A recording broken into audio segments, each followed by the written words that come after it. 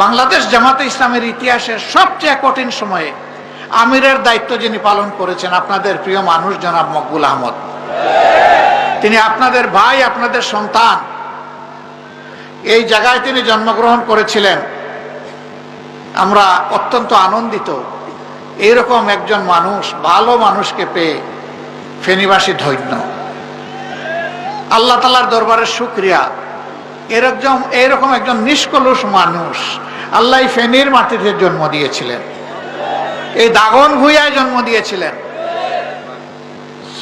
অমরপুর গ্রামে তার বাড়ি। আল্লাহ তাআলা সেই সময়টা ঝুঁকি নিয়ে আমাদেরকে তার জানাজায় হাজির হওয়ার সুযোগ দিয়েছিলেন। সেই সময় জানাজায়ও আমাদেরকে হাজির হতে দেওয়া হতো না। আমার বড় মেয়েটি, সবচেয়ে বেশি আদর থাকে বড় মেয়ে আর ছোট সন্তানের জন্য। আমি যখন জেলে আমার মেয়েটির বিয়ে হয়েছে, সেদিন বাবা হিসাবে আমার অনুভূতি কি ছিল আপনারা চিন্তা করেন। আবার অনেকে জেলের ভিতরে আছেন, তার মা মারা গেছেন, বাবা মারা গেছেন, তাদের জানাজায় তাদেরকে হাজির হতে দেওয়া হয়নি। কখন যদিও পেরোলে